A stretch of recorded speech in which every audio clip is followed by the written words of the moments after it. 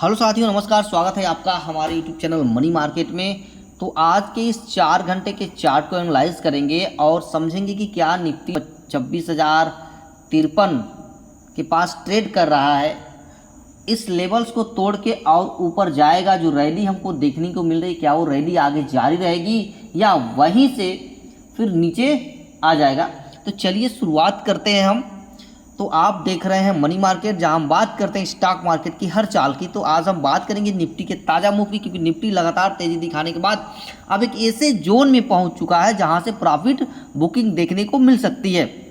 Nifty फिलहाल अभी देखें तो 26,053 के आसपास ट्रेड कर रहा है। पिछले कुछ दिनों से हमने देखा यहाँ पर कि लगातार निफ्टी जो है ऊपरी स्तरों पर यहाँ पर ट्रेड कर रहा है, लेकिन आज इस 4 घंटे के चार्ट पर हल्की कमजोरी यहाँ पर देखने को मिली है।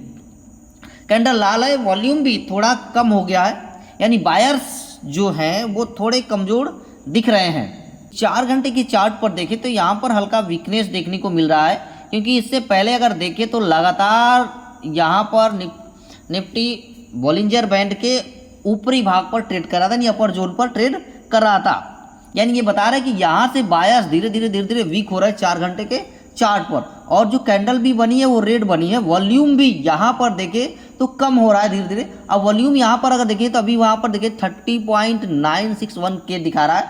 अब यहाँ पर जैसे ही मैं अपना कर्सर लेके जाता हूँ, आप वहाँ पर बदलता हुआ देख सकते हैं। यहाँ पर अभी देखें तो 50.56 के था, और जैसे ही इसके थोड़ा आगे बढ़ा हमने लास्ट वाली कैंडल पर पटटी, यानी वॉल्यूम बहुत ज़्यादा यहाँ पर घट गया है। बॉलिंजर बैंड के हिसाब से अभी देखा जाए तो निफ्टी जो अपर बैंड पर ट्रेड कर रहा है, यानी 26,331 के पास ट्रेड कर रहा है।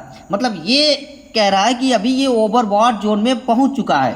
ठीक है, आरएसआई की बात करते हैं, यहाँ पर 68.74 के आसपास ट्रेड कर रहा है, जो कि 70 के बहुत नज़दीक है, और इस लेवल पर यहाँ पर प्रॉफिट बुकिंग का सिग्नल देता है। अगर वीवाइप की बात करें, यहाँ पर देखिए वीवाइप भी लगा हुआ है। ठीक है, 2-3 इंडिकेटर काफ़ी यहाँ पर इंपॉर्टेंट होते हैं और काफ़ी शानदार रिजल्ट देते हैं। यहाँ पर एक और यहाँ पर देखेंगे तो लगा हुआ है, इसको हम वीवाइप बोलते हैं। ठीक है, प्राइस फिलहाल वीवाइप पर ही लगातार ट्रेड कर रहा है, जो दिखाता है कि बायर्स का कंट्रोल अभी खत्म नहीं हुआ है। अभी भी बायर्स यहाँ पर मौजूद बने हुए मार्केट को संभाले हुए हैं। लेकिन अगर यहाँ पर निफ्टी इस वीवाइप से नीचे आती है तो यहाँ पर हमको शॉर्ट टर्म में वीकनेस देखने को मिल सकता है, यहाँ पर वीकनेस बढ़ सकती है। अब यहाँ पर हम बात करते हैं सपोर्ट और रेजिस्टेंस पर। अगर हम ध्यान देंगे तो देखिए रेजिस्टेंस की बात करें R1 की, तो यहाँ पर 26,330 पर एक रेजिस्टेंस है। ठीक है, और दूसरी 26,400 पे दूसरा रेजिस्टेंस है। और सपोर्ट की बात करें यहाँ पर तो 25,900 पे एक सपोर्ट है, और दूसरा सपोर्ट की बात करें तो 25,700 पे दूसरा सपोर्ट यहाँ पर बन रहा है। लेकिन अगर यहाँ पर 25,700 का टूटता है तो हमको 25,400 देखने को मिलेगा।